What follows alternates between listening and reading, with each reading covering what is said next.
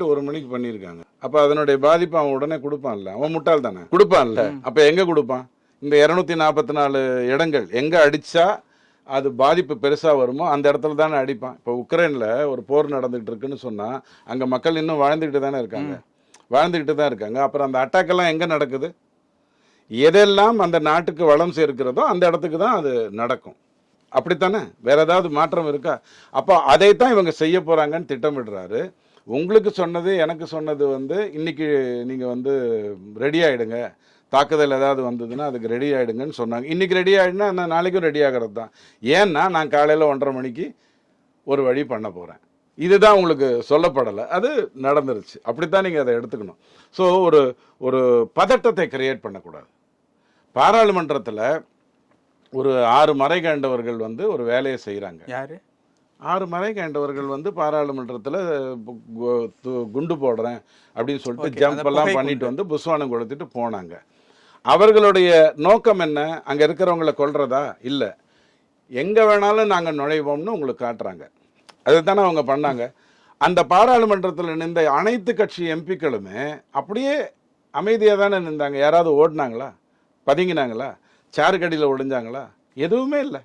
ஏன்னா அவங்களுக்கு நாம் பாதுகாக்கப்பட்ட தேசத்தில் இருக்கிறோம், கரெக்டான ஆள்கிட்ட தான் இருக்குது, பாராளுமன்றத்தில் தவறு நடக்காது. இது அவங்களுக்கு நல்லா தெரியும். எந்த பதட்டத்தையும் அவங்க காட்டலை. இதுக்கு நீங்கள் அவங்கள பாராட்டுவீங்களா அப்படின்னா ஆமாம். ஆனால் அந்த பாராட்டுக்குரியவர் யார் அப்படின்னு சொன்னால், மறைகாண்டவர்கள் தப்பு பண்ணாலுமே பாராளுமன்றம் பாதுகாப்பாகத்தான் இருக்கு. அதனால தானே திரும்ப தேர்தலில் வெற்றி பெற முடிஞ்சது. இல்லைன்னா சோரஸ் ஐயா சொல்லி நம்ம ராகுல் காந்தி ஐயா செய்ய நினைச்சதே வேற இல்லை. ஒரு பதட்டத்தை கிரியேட் பண்ணி இந்தியா பாதுகாப்பான தேசமே இல்லை, பாராளுமன்றத்திலேயே இது நடக்குது, அப்போ உங்கள் வீட்டில் இது நடக்கலாம், இதுதானே அவங்க சொல்ல நினைச்சது. ஆனால் அது தேர்தலில் எடுபடலையே. காரணம் என்ன? அவர் கட்சியை சார்ந்தவர்களுமே அந்த இடத்துல ஸ்ட்ராங்காக நின்றது அப்படிங்கிறது தான். ஸோ எது பண்ணுறதாக இருந்தாலும் இந்த மாதிரி முட்டாள்கள் இந்த உலகத்தில் இருக்கத்தான் போகிறாங்க. அவர்களுடைய நோக்கம் அவங்க மதம் அவங்களை அப்படி செய்ய சொல்லலை. கண்டிப்பாக செய்ய எந்த மதமுமே தவறு செய்ய சொல்லலை. ஓகே, இந்து தவிர மற்ற மதங்களில் நீ ஆன்டி முஸ்லீமாவோ ஆன்டி கிறிஸ்டியனாவோ இருந்தால் உன்னை கொள்ளலாம்ங்கிற சில வாசகங்கள்லாம் கூட அங்கே இருந்திருக்கு, நான் இல்லைன்னு சொல்லலை. ஆனால் சொல்லி வைத்த யாரெல்லாம் அவங்களுக்கு எடுத்துரைத்தார்களோ, யார் அவங்களுக்கு போதித்தாங்களோ அவங்க தான் தப்பு பண்ணியிருக்காங்க.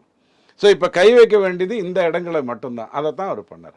ஆரம்ப நாள் பேட்டியிலிருந்து நான் ஒவ்வொரு விவாதத்திலையும் இதை சொல்லியிருக்கேன். தீவிரவாத முகாம்களை தூக்குவது தான் இந்தியாவுடைய நோக்கமாக இருக்குமே தவிர சிவிலன்ஸையோ அல்லது வேறு விதத்தில் பாகிஸ்தானையோ பாதிக்கணுங்கிற ஒரு எண்ணம் இந்தியாவுக்கு இருக்கவே இருக்காது. அதுதான் இன்றைக்கி ப்ரூவ் ஆயிருக்கு. எல்லாத்தையும் பார்த்த ஒரு இடம் தான் டெல்லி. அது ஒன்றும் சாதாரணமான ஒரு இடம் இல்லை. பதட்டம்ங்கிறது இந்தியா ஏதாவது ஒரு ரியாக்ஷனை கொடுக்கும், அதுக்கு உடனே பாகிஸ்தான் ஏதாவது முட்டாள்தனமாக பண்ணும். இது எல்லாருக்கும் இருந்த ஒரு சாதாரணமான விஷயம். இந்தியா பயந்துரும், இந்தியா பதுங்கிரும் அப்படின்னு யாராவது நினைக்கிறதுக்கு வாய்ப்பு இருக்கா? ஒன்றுமே இல்லை. ஒரு 144 ஒரு இடத்துல போடப்படுகிறது அப்படின்னு சொன்னால் போலீஸ்காரோடைய நோக்கம் நீங்கள் வீட்டில் தூங்கணுங்கிறதா? இல்லை. பாதிப்புன்னு இருந்ததுன்னா அது பெரிய அளவில் இருக்கக்கூடாது அப்படிங்கிறதுக்காக மட்டும்தானே. அதுதானே நடந்திருக்கு, அதில் எந்த தப்பும் இல்லை. அந்த 244 தானே நீ ட்ரில் பண்ணியிருக்க, நான் 448வது இடத்துக்கு போகிறேன்னு சொல்லக்கூடிய முட்டாள்கள் தான் இருக்காங்க. அதுக்கு நாம் என்ன பண்ண முடியும்?